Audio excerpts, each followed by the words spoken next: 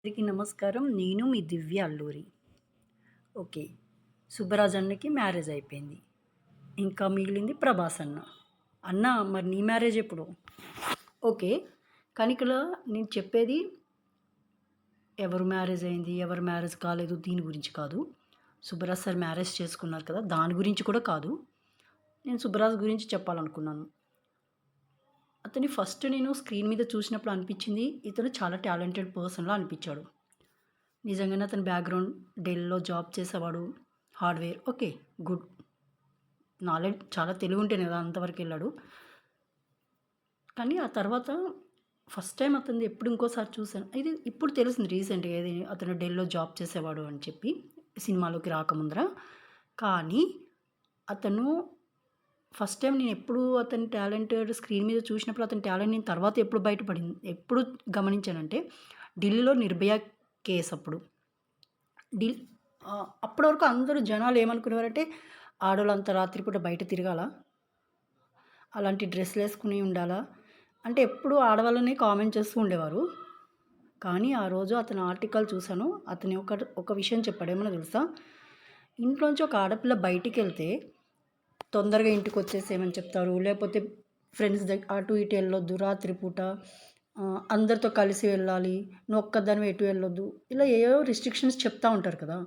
కానీ ఒక్కసారైనా మీ అబ్బాయికి చెప్పారా? ఇంట్లో మీ అబ్బాయికి మీరు బయటికెళ్తున్నారు కదా! బయట ఎక్కడైనా రోడ్డు మీద ఆడవాళ్ళు ఒంటరిగా అలేలా కనిపిస్తే వాళ్ళని ఏడిపించొద్దు, సతాయించొద్దు. వాళ్ళని ఏమీ చెయ్యొద్దు అని ఒక్క రోజన్నా మీ ఇంట్లో అబ్బాయిలకి చెప్పారా? అని చెప్పి అతను ఒక ఆర్టికల్ ఇచ్చాడు. నిజంగా మైండ్ బ్లోయింగ్. చాలా బాగుంది అసలు ఆర్టికల్. ఇంకా అంటే నాకు సరిగ్గా చెప్పడం రాట్లేదు. అతను ఇంకా చాలా డెప్త్‌గా చెప్పాడు. అసలు అది చూసిన తర్వాత అనిపించింది అబ్బా! ఏముంది అని. మనం అనుకుంటాం మూవీ వాళ్ళకి కూడా ఇంత నాలెడ్జ్ ఉంటుందా అని. బట్ ఉంది. ఇది అంటే ఇది సొసైటీ పరంగా అతనికి చాలా నాలెడ్జ్ ఉంది అని అర్థం కదా! కాదు. ఇంకో విషయంలో కూడా గమనించాను. సాయి కుమార్‌ది ఈటీవీలో 'వావ్' అనే ఒక ప్రోగ్రామ్ వచ్చేది. అందులో అతను కొన్ని జీకే క్వెషన్స్ అడిగేవాడు. కొన్ని క్వెషన్స్ అడిగితే దానికి ఆన్సర్ చెప్పాలా. కానీ ఎప్పుడైతే సుబ్బరాజ్ సార్ వచ్చినప్పుడు అది నేను చూసానప్పుడు టీవీలో. అసలు ఎంత టఫ్ అడిగాడంటే అసలు నేను ఆ క్వెషన్ కూడా నేను ఇప్పటివరకు విననే లేదు. అలాంటి క్వెషన్స్ అడిగితే కూడా అతను టకటకటాక ఆన్సర్ చెప్పేసాడు. ఎంత స్పీడ్ చెప్పాడంటే నేనసలు ఆ క్వెషన్ ఇప్పటివరకు నేను విననే లేదు. అబ్బా! ఈ క్వెషన్ ఎక్కడిది ఇలా అనుకునే లోపల అతను టకటక ఆన్సర్ చెప్పుకుంటూ పోయాడు సుబ్బరాజు. నేను షాక్ అయ్యాను. అబ్బా! ఏముంది అబ్బా! ఎంత నాలెడ్జ్ ఉంది నిజంగా అని. Second time. ఆ తర్వాత థర్డ్ టైమ్ మ్యారేజ్ గురించి అతను ఒక ఆర్టికల్ ఇచ్చాడు. ఎప్పుడో ఒక 2, 3, 4 ఇయర్స్ బ్యాక్ ఏమో నేను చూసాను. పెళ్ళనేది వయసుని బట్టి కాదు, మనసుకి నచ్చినప్పుడు చేసుకునేదని. అంటే మనకి అందరూ ఏమంటారు పెళ్ళిడొచ్చింది ఇంకా పెళ్లి కాలేదా?